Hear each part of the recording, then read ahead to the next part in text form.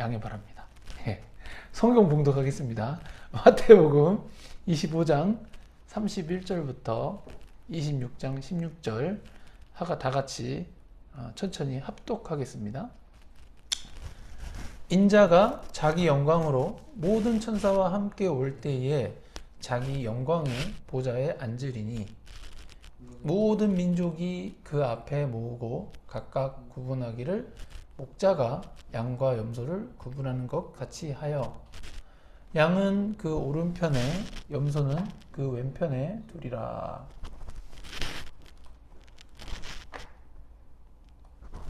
그때 임금이 그 오른편에 있는 자들에게 이르시되 내 아버지께 복받을 자들이여 나와 창세로부터 너희를 위하여 예비된 나라를 상속받으라. 내가 줄일 때에 너희가 먹을 것을 주었고 목마를 때에 마시게 하였고 나그네 되었을 때 영접하였고 헐벗었을 때에 옷을 입혔고 병들었을 때에 돌보았고 옥에 갇혔을 때에 와서 보았느니라. 이에 의인들이 대답하여 이르되 주여 우리가 어느 때에 주께서 줄이신 것을 보고 음식을 대접하였으며 목마르신 것을 보고 마시게 하였나이까.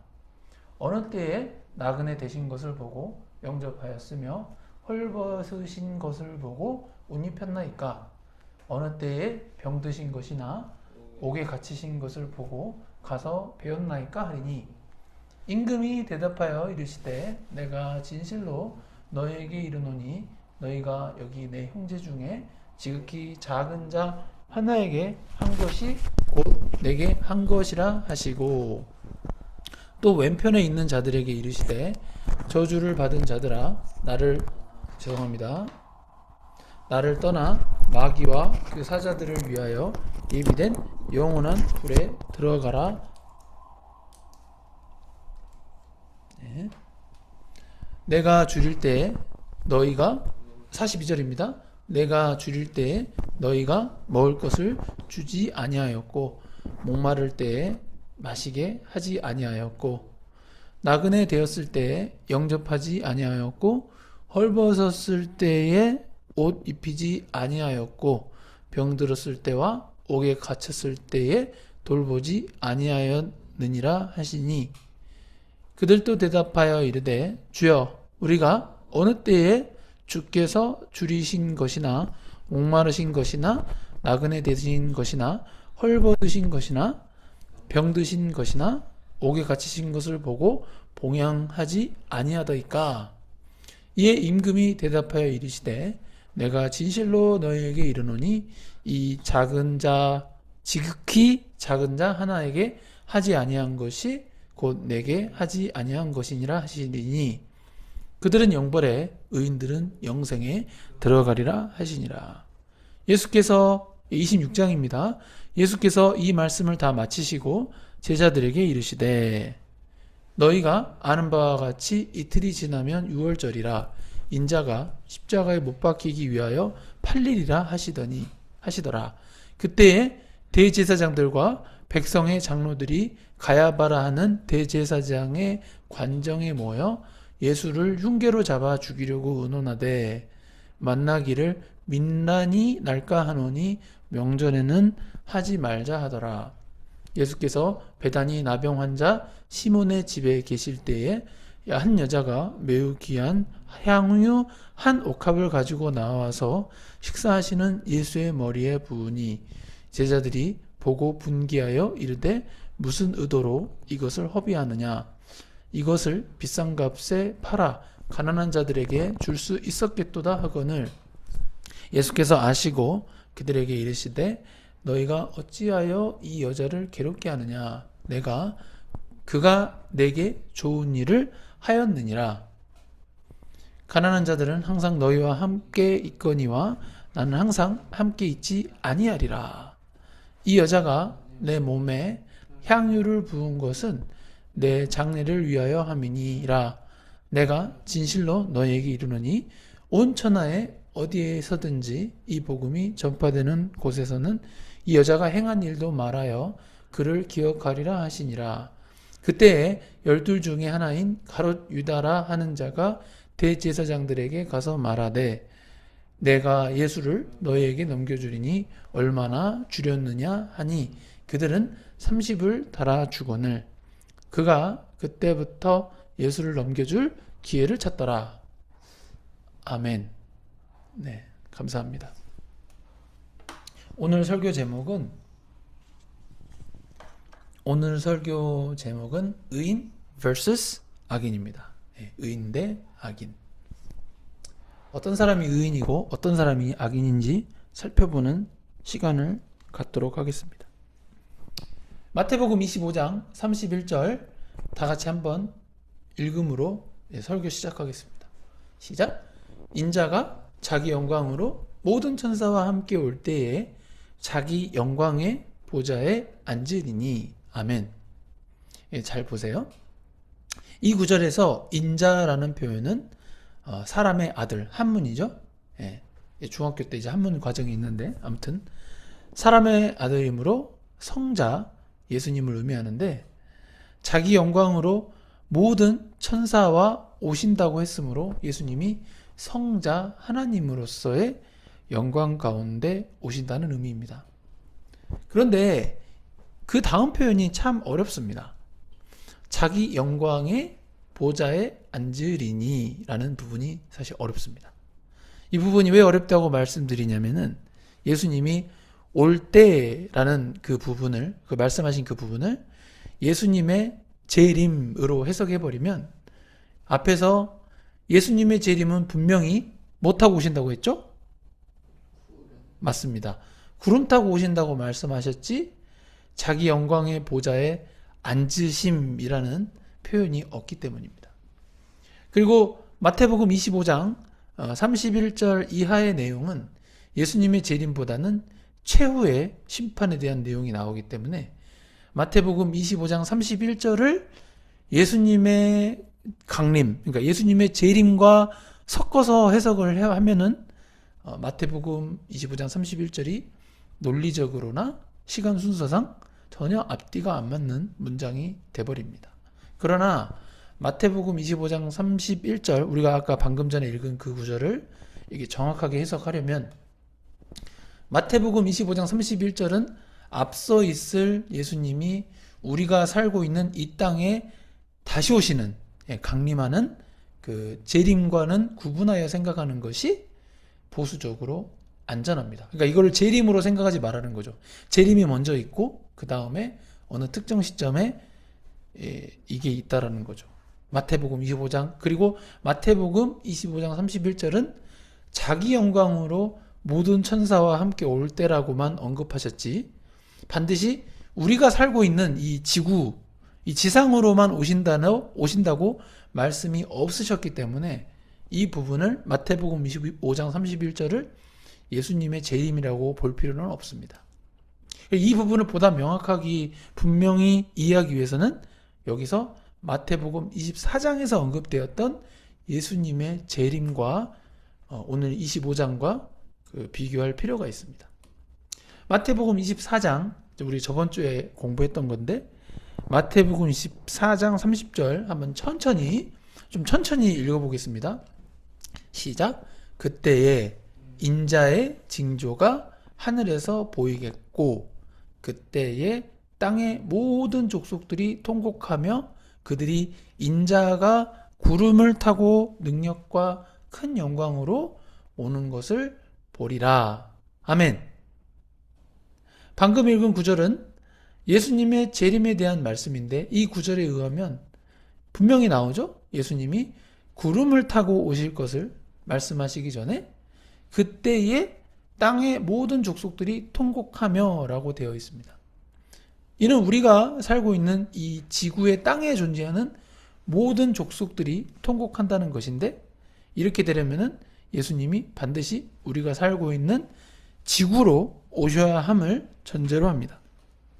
그러나 마태복음 25장 31절은 구름을 타고 오신다는 표현도 없고 그냥 예수님의 영광으로 모든 천사와 함께 올 때에 자기 영광의 보좌에 앉으시는, 구름에 있는 게 아니라 보좌에 앉으시는 모습만 그리고 있습니다.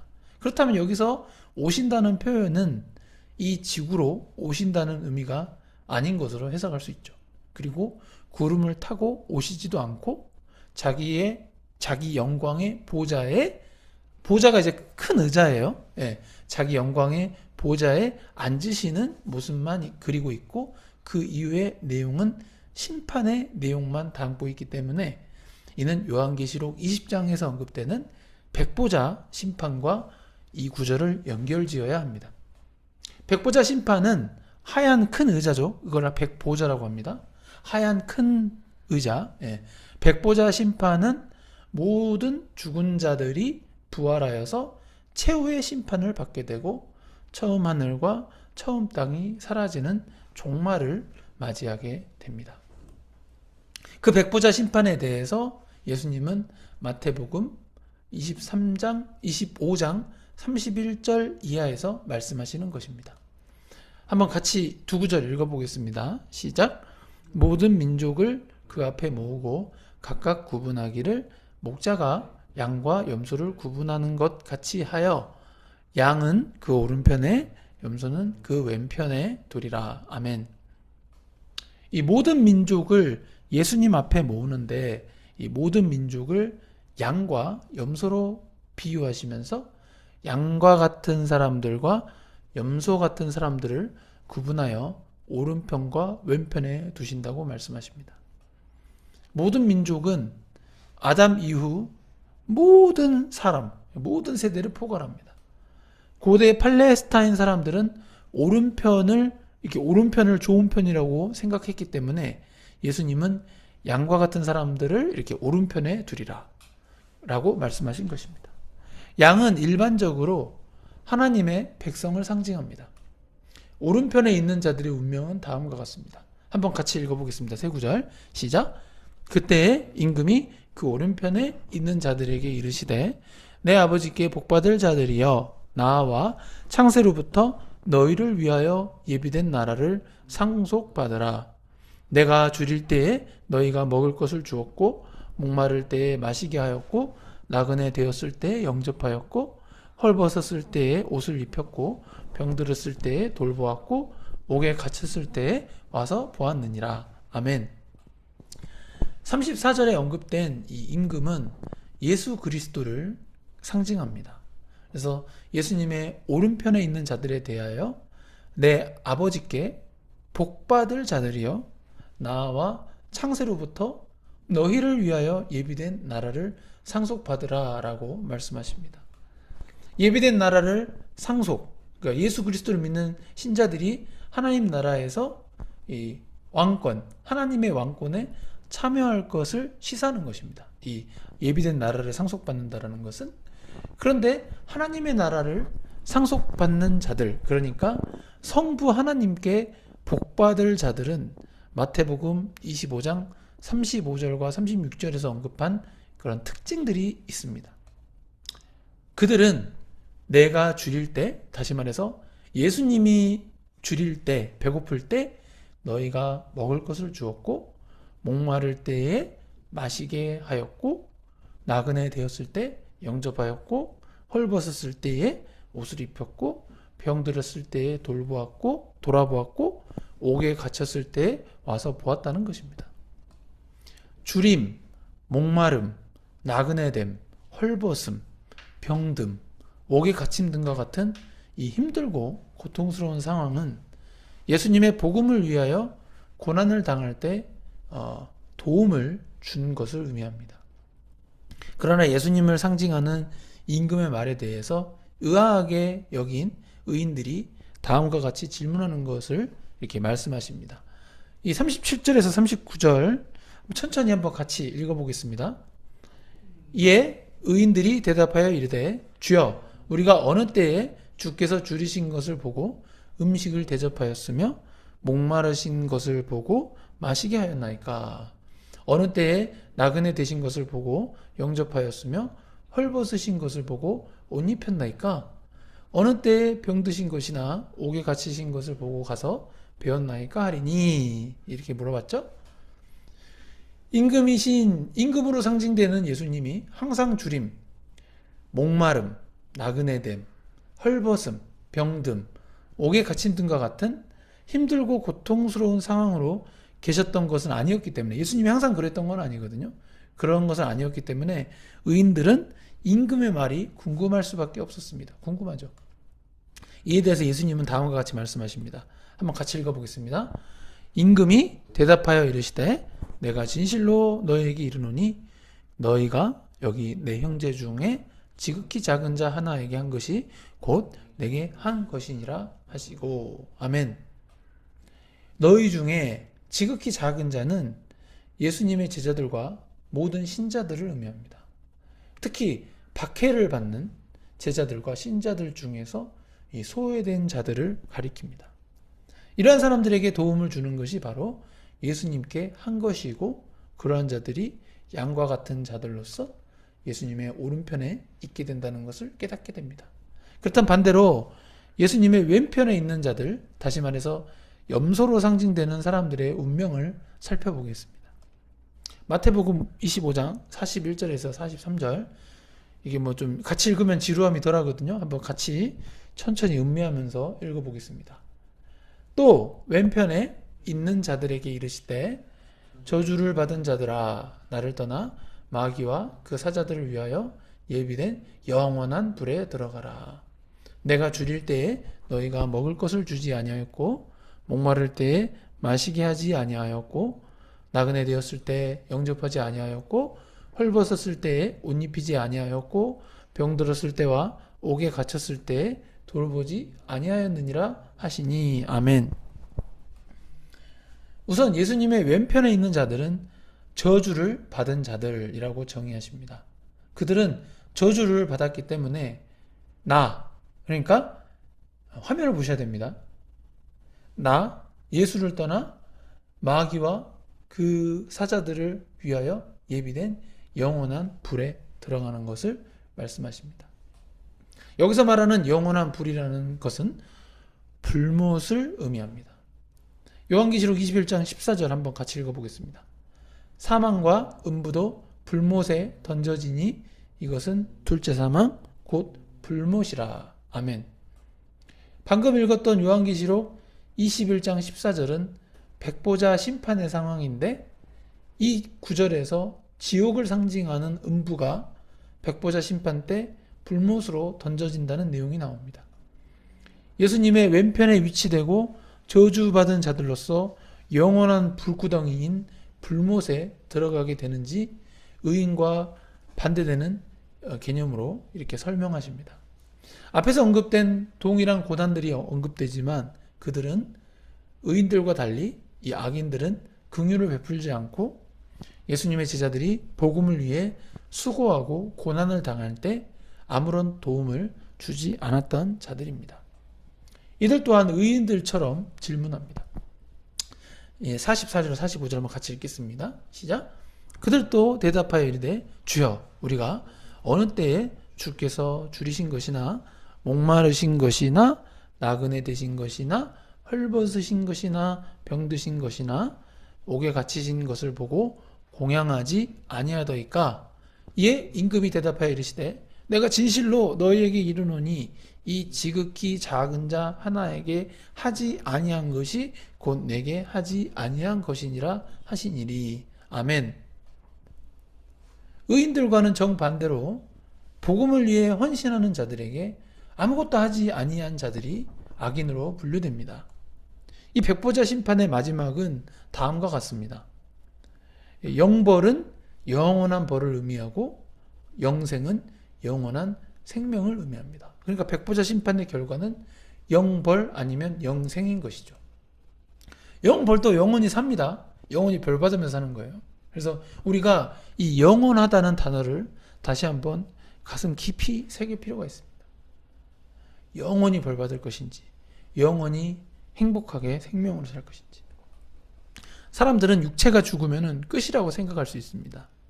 그래서 이 육체가 죽으면 끝이라고 생각하기 때문에 이 지구상에서 고작 살아봤자 7, 80 겨우 사는데 여기서 막 돈이 엄청 많거나 권력이 엄청 크거나 뭐 엄청나게 좋은 학교를 가거나 뭐 이런 거 막 세상적으로 막 자랑할 게 있으면은 좋아 죽죠. 그거는 육체가 끝이라고 생각하니까 자꾸 그런 것입니다. 그런 거 그렇게 부러워할 필요는 없습니다. 왜냐? 저도 예수님을 믿지 않을 때는 육체의 죽음이 인생의 마지막이라고 생각을 했습니다. 그러나 성경은 우리의 육체, 이 몸뚱아리, 지금 눈에 보이는 우리의 몸이 죽어도 이 몸 안에 있는 영혼은 죽지 않고 천국과 지옥 중 한 곳으로 반드시 가게 되어 영생과 영벌 중 하나로 결정된다고 분명히 성경은 기록하고 있습니다. 영생과 영벌 중 어느 방향으로 결정되는지는 이 육체가 우리가 살아있는 동안만 기회가 제공됩니다. 이 땅에서의 삶은 고작해야 70에서 80년이지만 그 70에서 80년의 인생이 우리의 영원한 삶을 영생과 영벌 중 하나로 결정한다는 것을 우리는 정말 심각하게 받아들여야 됩니다. 마태복음 26장 1절 한번 같이 읽어보겠습니다. 예수께서 이 말씀을 마치시고 제자들에게 이르시되 아멘. 이 구절에서 예수님께서 이 말씀을 마치시고라는 표현은 그 감람산 강화를 마치신 것을 의미합니다. 이 감람산 강화에서 강화란 강하게 한다 그런 얘기가 아니라 강화란 마태복음 24장과 25장인데 예수님께서 십자가 순환을 십자가 고난을 받기 전에 이 감람산이라는 그 산에서 제자들에게 종말과 성전 파괴 그리고 예수님의 재림에 관해 하신 긴 가르침, 그러니까 예수님의 설교를 뜻합니다. 마태복음 26장부터는 이제 마태복음 28장까지 있거든요. 그러니까 마태복음 26장부터 이제 3장 남았는데 마태복음 26장부터는 예수님을 죽이려는 종교 지도자들의 음모가 음모죠, 음모가 본격화됩니다. 예수님이 제자들에게 말씀하셨습니다. 마태복음 26장 2절 한번 천천히 같이 읽어보겠습니다. 큰 소리로 시작. 너희가 아는 바와 같이 이틀이 지나면 유월절이라 인자가 십자가에 못 박히기 위하여 팔리리라 하시더니 아멘. 하시더라. 감사합니다. 유월절은 하나님께서 우리 이제 출애굽기 이제 배우기 시작할 건데 아무튼 유월절은 하나님께서 애굽의 장자들을 다 죽이시고 이스라엘을 구원하신 날을 기념하는 절기로서 유대력 니산월, 이게 유대 달력이죠. 유대 달력 니산월 15일 저녁을 말합니다. 양력 기준으로 지금 우리가 지금 쓰고 있는 일반 달력 기준으로는 매년 3월이나 4월 중에 유월절을 하는데 유월절이 그러니까 3월, 4월 중에 하루가 걸리는 거죠. 유월절로. 유월절이 예수님의 죽음과 관련이 있음을 시사합니다. 유월절이 이스라엘 백성들로 하여금 애굽으로부터 구원을 받은 날이었는데 예수님은 지옥에 갈 수밖에 없는 인류를 구원하시려고 십자가에서 죽임을 당하시는 것을 십자가에서 못 박힘 당하는 죽음이라고 구체적으로 말씀하시고 6월절에 팔려 나가시잖아요. 그러니까 마태복음 26장 3절에서 5절 한번 같이 읽어보겠습니다. 그때에 대제사장들과 백성의 장로들이 가야바라 하는 대제사장의 관정에 모여 예수를 흉계로 잡아 죽이려고 의논하되 말하기를 민난이 일날까 하노니 명절에는 하지 말자 하더라. 아멘. 예수님이 그 말씀을 하셨을 때 대제사장들과 장로들은 대제사장의 관정에 모여 예수님을 흉계로 잡아 죽이려고 의논하였습니다. 원래 대제사장은 한 명인데 여기서 대제사장들이라고 기록한 것은 전임 대제사장들과 고위 제사장들을 포함한 것입니다. 다만 유월절은 유대인들에게는 매우 뜻깊은 명절로서 민족의 구원자로서 메시아로 여겨지는 큰 관심을 받고 있던 예수님을 처형하는 것은 이 밀란까지, 그러니까 밀란은 사람들의 반란이죠. 밀란까지 이어질 수 있는 사안으로서 이거 굉장히 정치적으로 민감한 사안이었습니다. 마태복음 25장 6절에서 7절 한번 같이 읽겠습니다. 시작. 예수께서 베다니 나병 자 시몬의 집에 계실 때에 한 여자가 매우 귀한 향유 한 옥합을 가지고 나와서 식사하시는 예수의 머리에 부으니. 아멘. 6절부터는 한 여자가 매우 귀한 향유 한 옥합을 가지고 예수님께 헌신하는 모습으로 장면이 전환됩니다. 현재 예수님은 나병 환자 시몬의 집에 계신 상황인데 예루살렘에서 동쪽으로 3km 떨어져 있었던 요단강 서편에 있는 베다니에 계십니다. 요한복음 12장 1절에서 3절에 따르면 향유를 부은 여인은 나사로의 누이이며 마르다의 자매인 마리아입니다. 그 부분을 한번 같이 읽어보겠습니다. 시작!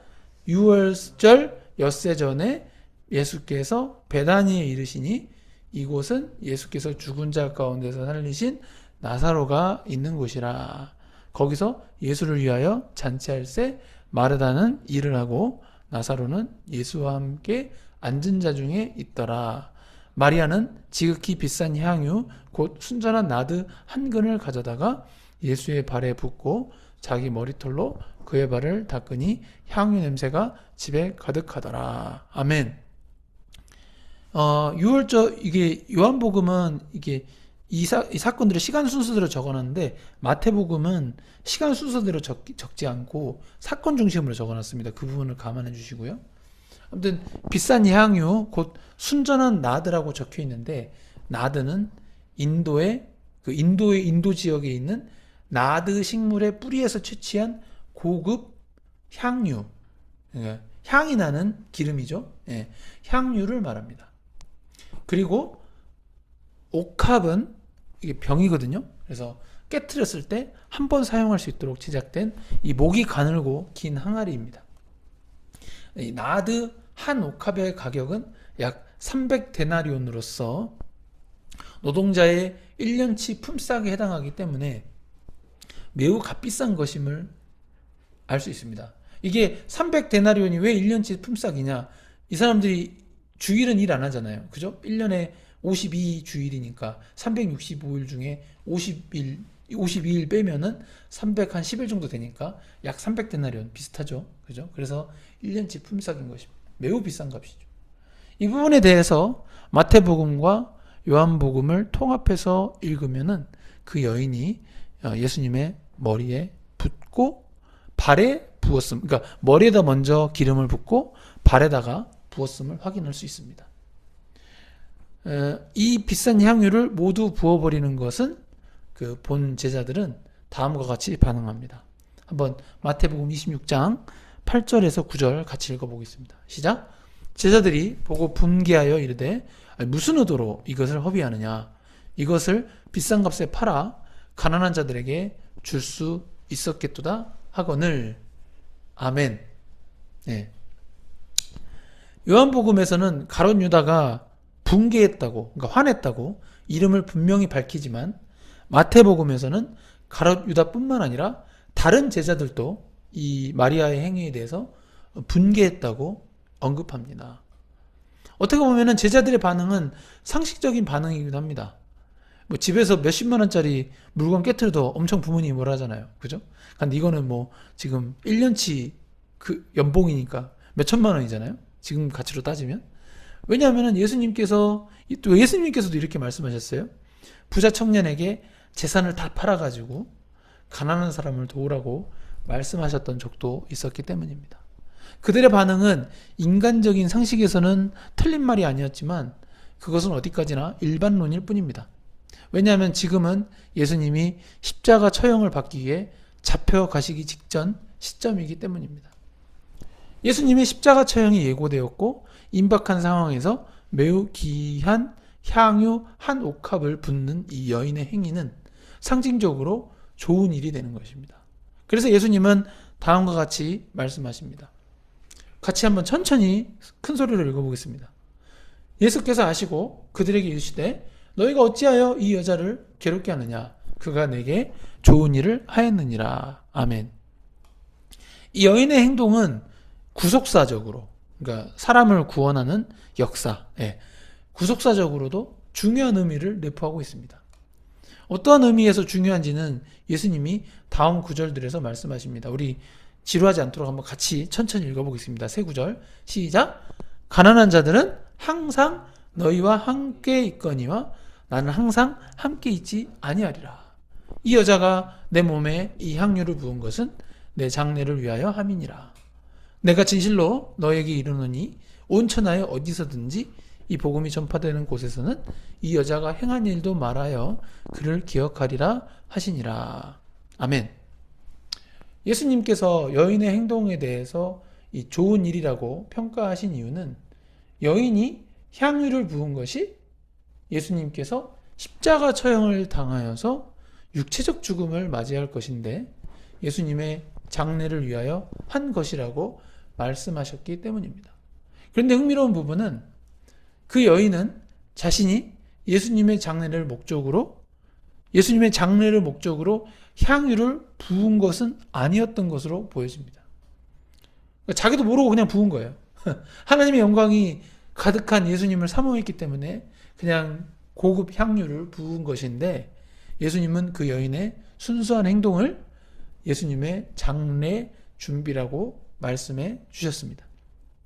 하나님이 보셨을 때 인간은 어디까지나 피조물이기 때문에 인간 스스로가 어떤 행위를 할 때 100% 온전하게 깨닫고 행하는 행동만 하는 것은 아닐 것입니다. 인간은 피조물로서 이 제한된 생각과 시각을 가지고 행동할지라도 이 모든 것이 하나님의 주권 아래에서 진행되는 것입니다. 아무튼 그 여인은 순수하게 예수님을 사랑하는 마음으로 향유를 부음으로써 자신의 헌신을 나타냈지만 예수님은 그것을 당신의 장례를 기념하는 귀하고 값진 행위로 승격시키십니다. 제자들의 분노는 상식적인 수준에서는 이해가 되지만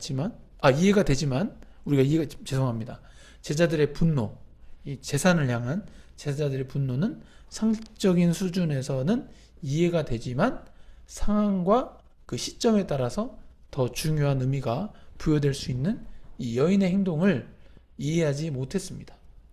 그런데 어떻게 보면 제자들의 반응은 피조물인 인간의 한계를 깨닫게 하는 부분입니다.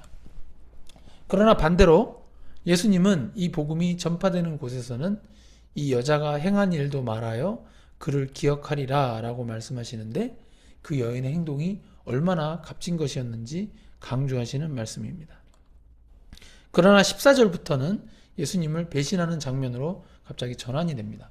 한번 천천히 이 세 구절 큰 소리로 같이 합독하겠습니다. 그때에 12 중에 하나인 가룟 유다라 하는 자가 대제사장들에게 가서 말하되 내가 예수를 너희에게 넘겨주리니 같이 읽을게요. 얼마나 주렸느냐 하니 그들이 은 30을 달아주거늘 그가 그때부터 예수를 넘겨줄 기회를 찾더라. 아멘. 가룟 유다는 예수님의 12 제자들 중 한 명인데 결국 그 제자가 가장 가까운 제자가 예수님을 배신합니다. 이를 보면은 배신은 평소 관계가 가까운 사람들 가운데 나타나는 것임을 깨닫게 됩니다. 저도 인생을 돌아보면은 이 가까운 사람들이 배신하지 저를 잘 모르는 사람은 저는 배신 자체를 안 해요. 배신할 건덕지가 없거든요. 종교 지도자들은 애초에 예수님을 따르지 않았고 배척하는 자들이었습니다. 그들은 예수님을 배신한 것이 아니고 그냥 처음부터 예수님을 증오하는 자들이었습니다. 그러나 가룟 유다는 한때 예수님을 사랑했던 제자들 중 한 명이었습니다. 충격적이죠. 6월절 명절이 끝나고 난 후에 예수님을 죽이려고 했던 종교 지도자들은 가룟 유다가 자신들을 찾아왔기 때문에 예수님을 죽일 수 있는 조로의 기회를 잡게 됩니다. 가룟 유다는 예수님을 그들에게 넘겨주는 대가로 얼마를 줄 수 있는지 물었는데 아까 읽었던 것처럼 종교 지도자들은 은 30을 줄 수 있다고 말했습니다. 은 30은 1년치는 아니고요. 4개월치 임금 정도로 추정된다고 합니다. 출애굽기 21장 32절에 따르면 은 30은 노예 한 사람의 가격을 상징한다고 볼 수 있습니다. 그래서 출애굽기 21장 32절 같이 한번 읽겠습니다. 시작. 소가 만일 남종이나 여종을 받으면 소 임자가 은 30세겔을 그의 상전에게 줄 것이요 소는 돌로 쳐서 죽일지니라. 아멘. 마태복음에서는 가룟 유다가 예수님을 배신한 이유를 구체적으로 언급하지 않고 있어서 마태복음만 봤을 때는 가룟 유다가 돈에 대한 욕심에서 비롯된 것이라고 말할 수 있습니다. 그러나 누가복음 22장 3절과 요한복음 13장 2절, 27절을 읽게 되면은 보다 근원적인 이유를 확인할 수 있습니다. 그러니까 왜 가룟 유다가 예수님을 배신했는지 그 근본적인, 근원적인 이유를 우리가 확인할 수 있다는 것이죠. 소리내서 한번 같이 읽어보겠습니다. 큰 소리로 시작. 12 중에 하나인 가룟이니라 부르는 유다에게 사탄이 들어가니. 예, 사탕 아니에요. 먹는 사탕 말고 사탄. 예, 썰렁해서 죄송합니다. 요한복음 13장 2절. 자, 시작. 마귀가 벌써 시몬의 아들 가룟 유다의 마음에 예수를 팔려는 생각을 넣었더라. 마귀가 넣은 거예요. 요한복음 13장 27절 시작. 조각을 받은 후 곧 사탄이 그 속에 들어간지라. 이에 예수께서 유다에게 이르시되 내가 하는 일을 속히 하라 하시니. 아멘. 가룟 유다가 예수님을 배신한 근원적인 이유는 사탄, 그러니까 마귀 사탄이 가룟 유다에게 예수님을 팔려는 생각을 넣었다는 것입니다. 이게 충격적이죠. 이 사건을 보면은 사람의 마음이 생각보다 연약하고 사탄 마귀가 악한 생각을 넣어버리면은 악한 생각대로 행하게 된다는 것을 우리가 깨닫게 됩니다. 그래서 이 마귀 사탄은 사람들로 하여금 이 악한 생각을 하게 하고 그러한 악한 생각에 기반하여 악한 행동까지 하게 만들어 버립니다. 사탄이 악한 생각을 주입할지라도 사실은 하나님이 역사하시고 막아주시면 그러한 악한 생각을 행위로 하지는 않습니다. 그러나 사탄이 주는 악한 생각을 동의하고 행위로 해버리면 그때부터는 스스로 멸망의 길을 택하는 것입니다. 가룟 유다가 예수님을 넘겨주려고 대제사장들을 찾아가자 예수님을 죽이려는 계획은 갑자기 빠르게 실행됩니다. 원래 유월절 끝나고 하려고 했는데 원래 유월절 명절이 끝나고 예수님을 잡으려고 했습니다만 오히려 가룟 유다는 유월절 명절에 예수님을 죽임당하게 만드는 그 천병 역할을 하게 됩니다. 그러니까 팔리게 만드는 거죠. 세상의 모든 죄를 짊어지시고 십자가에서 처형당하셔야 하는 이 예수님의 예언, 그때는 예언이었는데 아이러니하지만 가장 가까웠던 당신의 제자가 배신함으로써 그 예언이 현실이 되어가고 있습니다. 예수님이 잡히시고 십자가에서 처형당하는 과정은 다음 주일부터 다루어질 예정이지만 오늘 본문 말씀을 통해서 우리가 깨닫는 교훈은 크게 두 가지입니다. 첫째는 이제 거의 끝나갑니다. 마지막 심판인 백보자 심판에서 모든 사람들, 그러니까 죽은 사람들 다 포함해서 모든 사람들은 단 두 가지 그룹으로 구분되는데 의로운 자들은 영생에, 불의한 자들은 영벌로 구분된다는 것입니다. 둘째, 우리가 예수 그리스도를 믿더라도 가룟 유다처럼 예수님을 배신하지 않는 그리스도인이 되어야 하겠습니다. 예수님을 믿으면은 믿음으로 말미암아 의인으로 간주되어서 영생을 받아 천국에 갑니다. 그러나 구원은 믿음을 기본 전제로 하지만 이 성도로서의 삶다운 삶을 살아내야 한다는 것을 우리가 첫째 교훈에서 얻을 수 있습니다. 예수님은 우리가 연약한 사람들에게 도움을 주는 것, 특히 주님의 사역자들에게 도움을 준 것을 매우 귀하게 여기십니다. 주님은 그들에게 한 것이 주님께 한 것이라고 평가하십니다. 하지만 반대로 우리가 연약한 자들과 불쌍한 자들에게 자비를 베풀지 않고 오히려 착취하고 억압하게 되면 예수님은 그러한 착취와 억압을 예수님 당신에게 하신 것으로 간주하시고 불의한 자로 분류할 수 있습니다. 예수님의 진노가 이렇게 두렵고 떨린 것입니다. 한때는 의인이었는데 그가 악인으로 분류될 수 있던 것이죠. 우리는 이 세상에서 살아가는 동안 우리가 만나는 사람들에게 선을 베풀어야 합니다. 특히 주님의 일을 하는 사람들을 귀하게 여겨야 합니다. 그리고 두 번째 교훈은 한때 예수님을 믿었을지라도 가룟 유다와 같이 예수님을 배신하는 그리스도인이 되면 불의한 자가 되어 영벌에 처해질 수 있음을 깨닫게 합니다. 우리가 순결한 삶을 살지 못해서 주님의 이름을 더럽히는 것도 주님을 배신하는 것이 될 수 있습니다. 또한 예수님의 계명, 다시 말해서 성경 말씀을 어기는 삶을 살면서 복음의 가치를 훼손하는 것도 주님을 배신하는 것입니다. 우리는 예수 그리스도를 믿음으로 말미암아 받은 이 구원을 무엇보다 소중히 여기면서 우리의 육체가 죽기 전까지 우리가 받은 이 구원을 잃지 않기 위해서라도 하나님 사랑, 이웃 사랑을 실천하는 삶을 살다가 영생을 누리는 참된 성도가 되어야 하겠습니다. 아멘.